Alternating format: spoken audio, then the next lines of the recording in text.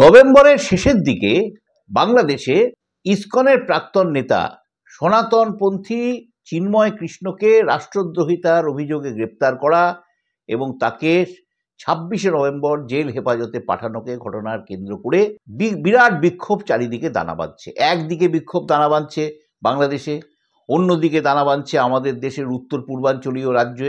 আমাদের এপার বাংলার কথা তো আমরা বলেই দিচ্ছি, মানে ছাড়ছি না। মানে আমাদের তো অভিযোগ আছেই, আমাদের নানা রাজনৈতিক দল নানা ধরনের মন্তব্য করতে শুরু করেছে ঘটনাগুলি নিয়ে। এখন যেটা দেখা যাচ্ছে, সে দেশে ঢোকার কিন্তু এখান থেকে একটা চেষ্টা করা হচ্ছে আমাদের এই ভারতবর্ষ থেকে। আসামের কালিয়াগঞ্জ থেকে একটি বাইক মিছিল চলো বাংলাদেশ বলে স্লোগান দিয়ে তারা গিয়ে হাজির হয়েছিল সুতারকান্দি সীমান্তে। এখানে বরাক উপত্যকা থেকে কয়েকটি জেলা থেকে এসে প্রচুর পরিমাণে মানুষ জড়ো হয়েছিলেন, কয়েক হাজার মানুষ। তারা সবাই মিলে বাংলাদেশের দিকে হাঁটতে শুরু করে। বিএসএফ আপাতত এই প্রচেষ্টা রুখে দেয়।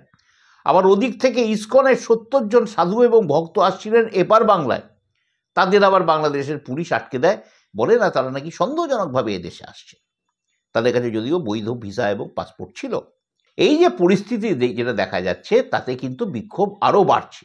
মুখ্যমন্ত্রী মমতা বন্দ্যোপাধ্যায় আজকে বিধানসভায় দাঁড়িয়ে বলেছেন এই ব্যাপারে একটি শান্তিরক্ষী বাহিনী বাংলাদেশে পাঠানো হোক। অর্থাৎ তিনি মানে কার্যত বলেই দিচ্ছেন যে বাংলাদেশের ইউনূস সরকারের পক্ষে সম্ভব হবে না এই অশান্তি দূর করা, সেই জন্য ভারতকেই হস্তক্ষেপ করতে হবে। তিনি এই ব্যাপারে রাষ্ট্রসংঘের তিনি বলেছেন যে এটা জানানো হোক, এবং তার সঙ্গে সঙ্গে বলেছেন প্রধানমন্ত্রী এই ব্যাপারে একটি বিবৃতি দিন উত্তেজনা প্রশমনের জন্য। প্রধানমন্ত্রী এখনো চুপচাপ আছেন, সংসদ চলছে। মমতা চাইছেন যে যেন প্রধানমন্ত্রী একটি বিবৃতি দেন। তিনি আরও বলেছেন যে বাংলাদেশ যদি বলে যে ওখানকার আমাদের লোকেরা, মানে অর্থাৎ হিন্দু সম্প্রদায়ের মানুষ, সনাতনপন্থী মানুষদের তারা রাখতে পারবে না, তাহলে তাদের আমরা এখানে নিয়ে নেব, আমরা তাদের এখানে থাকার ব্যবস্থা করে দেবো। যাই হোক, সেটা কি হবে সেটা সময়ই বলবে। এটাও খুব একটা সুবিধার ব্যাপার হবে না, এটাও খুব বিপজ্জনক প্রবণতাই দাঁড়াবে। এখন এই যে সব বিক্ষোভ টিক্ষোভ ইত্যাদি চারিদিকে দেখা দিচ্ছে, তার যে চাপ, তাছাড়া আন্তর্জাতিক যে চাপ সৃষ্টি হচ্ছে বাংলাদেশের উপরে, সেটা নিয়ে কিন্তু বাংলাদেশও খানিকটা নড়ে চড়ে বসেছে। অন্যতম প্রধান রাজনৈতিক দল বিএনপি, তারা বলছে যে আমরা তো সরকারে নেই, আমরা চাইছি যে অবিলম্বে একটা নির্বাচনের মাধ্যমে গণতান্ত্রিক একটি সরকারকে ক্ষমতায় আসতে দেয়া হোক, তাহলে কিন্তু এগুলো বন্ধ করা খুব সহজে সম্ভব হবে। জামাতও কিন্তু মোটামুটি দেখা যাচ্ছে যে তারা বলছে বাংলাদেশে সব ধরনের মানুষরা কিন্তু বসবাস করতে পারেন, সব ধর্মের মানুষ। তাদের সদিচ্ছা কতটা আছে, কেননা শোনা যাচ্ছে হামলার পিছনে তাদেরই নাকি হাত আছে।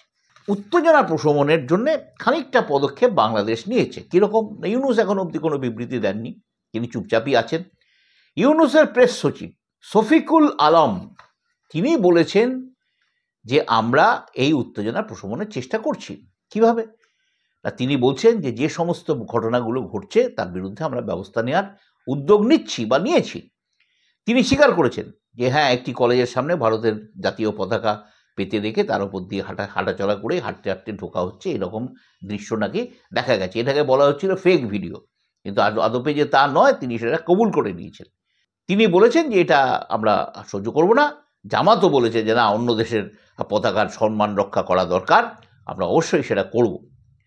বিএনপিও একমত। প্রেস সচিব আবার একটা বলেছেন যে সব ভিডিও কিন্তু মানুষের বিশ্বাস করা উচিত না, কেননা কিছু কিছু ভিডিও সবটা ঠিক নয়, কিছু কিছু ভুল। জামাত বলে দিয়েছে সমস্ত ভিডিওই জাল। অর্থাৎ এই জামাত এবং প্রেস উপদেষ্টার সুরটা যেন কোথায় গিয়ে একরকম বাজছে। সেটা জানাই কথা, ইউনূস সরকারকে তো কার্যত এই জামাতই চালাচ্ছে, জামাতপন্থীরাই চালাচ্ছে, কট্টরপন্থীরা চালাচ্ছে। এই পরিস্থিতিতে কিন্তু প্রেস সচিব আবার একটা প্রস্তাব দিয়েছেন।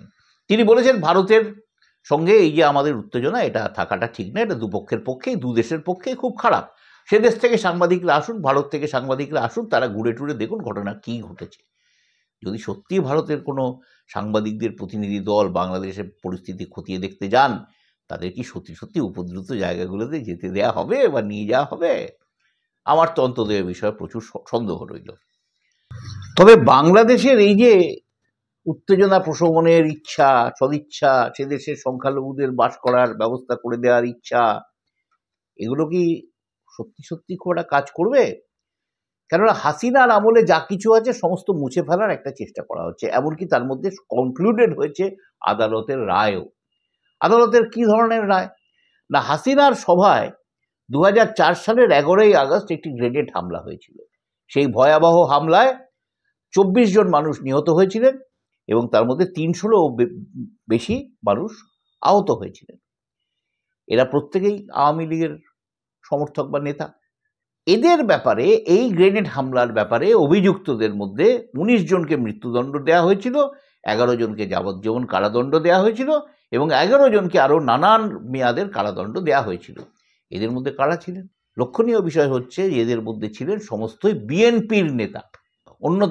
বাংলাদেশের অন্যতম রাজনৈতিক দল, অন্যতম প্রধান রাজনৈতিক দল বিএনপি কিন্তু এই ঘটনায় দায়ী বলে আদালতে সেভাবে প্রমাণ হয়েছিল। সেই রায় কি হলো? না, হাইকোর্ট সেই রায়টাকে পুরোপুরি উল্টে দিয়েছে। হাইকোর্ট বলে দিয়েছে যে সবাই এই মামলায় যারা অভিযুক্ত, যারা আসামি, তারা সবাই বেকসুর খালাস, তাদের মুক্ত করে দেওয়া হয়েছে। বলা হয়েছে সেটা হচ্ছে যে এই মামলায় যথেষ্ট সাক্ষ্য প্রমাণ নেই। যাদের কাছ থেকে এই সাক্ষ্য প্রমাণ আদায় করা হয়েছে, মানে যারা নিজেরা এই কৃতকর্মের কথা স্বীকার করেছেন নিজেদের মুখে, তাদের উপর অত্যাচার করে এগুলো আদায় করা হয়েছে। হাসিনা নেই, হাসিনার আমলের রায় তাই পাল্টে যাচ্ছে।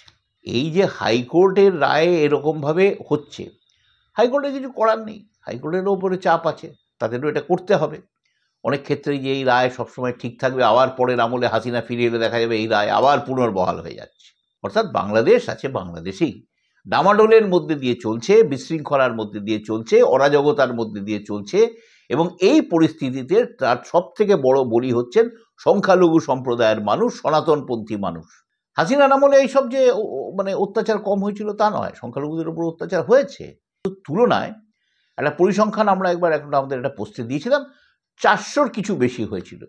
কিন্তু ইতিমধ্যে মানে এই চিন্ময় কৃষ্ণকে গ্রেপ্তার হওয়ার আগেই এই ঘটনাটা, এই হামলার সংখ্যা প্রায় 2,500-3 হাজারে পৌঁছে গেছিল এই কয়েক মাসে। বাংলাদেশে কিন্তু সংখ্যালঘু সম্প্রদায়ের উপরে লাগাতার অত্যাচার চলছে। এইগুলোকে কিন্তু অবিলম্বে বন্ধ করার জন্য আন্তর্জাতিক চাপ দেওয়া শুরু হয়ে গেছে এবং সেই চাপের মুখেই বাংলাদেশের প্রেস সচিব তিনি এইসব প্রস্তাব দিয়েছেন। যে প্রস্তাব বাস্তবে কতটা কার্যকরী হয় সেই জন্য আমরা কৌতূহল নিয়ে অপেক্ষা করলাম। নমস্কার, আমার এই ভিডিও যদি ভালো লেগে থাকে তাহলে লাইক করুন, শেয়ার করুন এবং সাবস্ক্রাইব করুন।